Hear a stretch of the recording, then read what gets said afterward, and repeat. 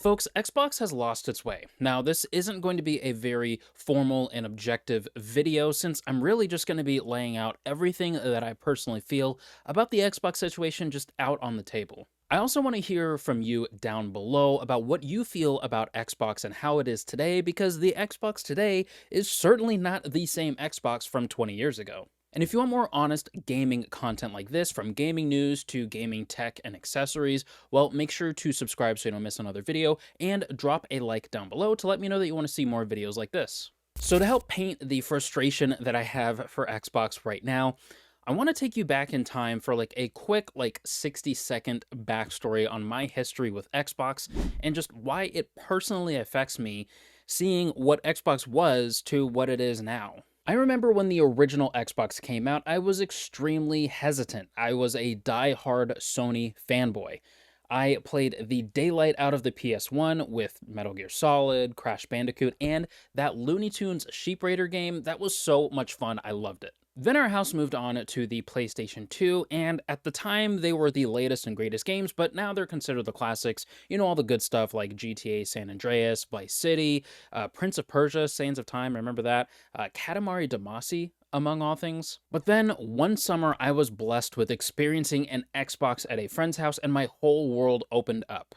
I got to see my friend play Halo 1 and 2, Knights of the Old Republic, and Jet Set Radio Future. And then he passed me the controller, and my whole perception of what a controller was completely changed in the moment as he handed me over the Duke, the original Xbox controller. That thing was massive. And honestly, along with the completely different shape of the console itself, literally resembling an Xbox, I realized there was a whole ecosystem of games that I just wasn't aware of. I finally woke up and felt sort of self-aware that I wasn't just playing all of the newest and latest and greatest games on the PS2. There was a whole world of other games out there that I was just completely missing out on. So you'll imagine my personal excitement when that very next year at Christmas, my mom picked up an Xbox 360.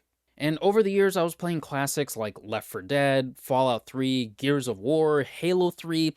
I just couldn't believe that I had a true gamer's machine that I could call my own. I started side-eyeing the PS2 and the PS3 as just sort of home entertainment systems that just happened to play games as well. But then the Xbox One came out, and it was pretty much downhill from there. I'm pretty sure we all know what happened there. So fast forward to today, and the Series X and S are out, and confusing naming structure aside, I decided to pick up the Series S for myself because I wanted to pick up the latest Xbox console that was out there, just to be able to experience the latest system, but also to try out this new thing called Game Pass. But after a few months of having the Series S and playing games on Game Pass, just a few months later, it just started collecting dust, and I was just diving way deeper into my PS5 once I could finally get my hands on one.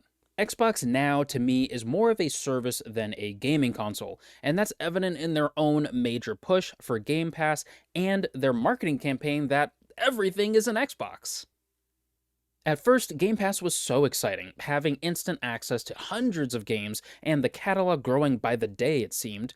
But that's when it hit me that I'm just the type of person to shut down when I'm presented with a ton of options all at the same time. This Xbox service that has an incredible opportunity ended up just putting me off from Xbox itself for a while. Now, I still checked in sporadically, you know, when Halo Infinite came out, and one random weekend I decided to pick up this Titanfall 2 game, which was absolutely incredible and quite a tearjerker with the campaign as well.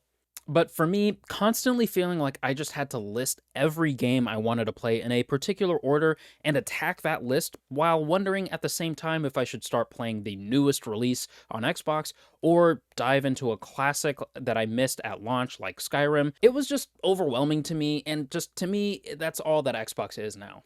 So there is a major marketing campaign that honestly on the surface seems quite welcoming, especially to people that just haven't considered buying an Xbox right now, or maybe they just don't want to buy one. that whole you don't need to invest in a whole console. What you're using now is an Xbox too. Want to use your phone? No worries. Just stream the games over the cloud. Want to download the games and play on the go? No worries. Just buy a PC handheld. And now that's not just a PC handheld, but fundamentally an Xbox too. Or don't have a phone or a PC handheld, or you just don't want to be bothered to get up from the couch and pick up another device. Just play it on your literal TV with just an app. Now, like I said, this marketing campaign sounds just great on the surface, but to me, this tells me quite literally in between the lines that Xbox just doesn't believe in Xbox anymore, at least not the console. They're telling you that you don't need to buy their hardware since you can just experience Xbox on anything. And they're not even using, wishy-washy phrases like it's an Xbox Lite experience, or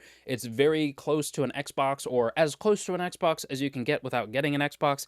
They're literally just telling you that your TV or your phone or your computer or whatever is literally an Xbox. It's really off-putting since they won't just admit that they messed up big time with the Xbox One launch, and they've been fighting tooth and nail just to keep up with half of PlayStation and Nintendo's sales numbers. See, Xbox not too long ago was infamous for buying up major game studios to have their games on Game Pass. The growing consensus at the time was that Xbox was just going to buy up Activision, Blizzard, Bethesda, and others to lock that content on Game Pass or just an Xbox in general.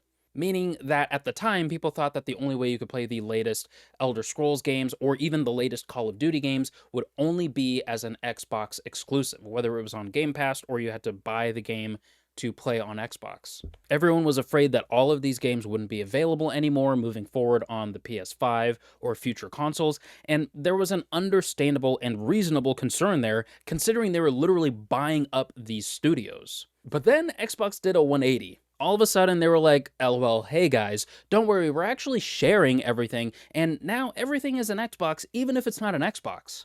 3 years ago, Xbox was a force to be reckoned with, and now they're just like the easiest company that's just getting passed around, and their exclusives are now on PlayStation, Forza, and, stuff like Halo is rumored to be on the Switch too, and depending on when you're watching this, you might have just finished playing the Halo Master Chief Collection on your Switch too.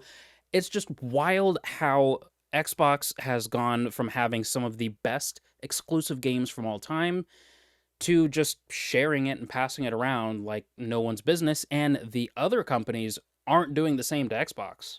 I mean, like I said, years ago, Xbox and Game Pass was a force to be reckoned with. Legitimately, since on paper it just shouldn't work allowing access to that many games for only $10 to $15 a month at the time. I mean, getting access to dozens of AAA games for less than a sixth of the cost of one brand new title. Insane stuff here, but here we are with Xbox Game Pass thriving as a service that financially just makes sense to go all in on that and get the service on as many platforms and screens as possible.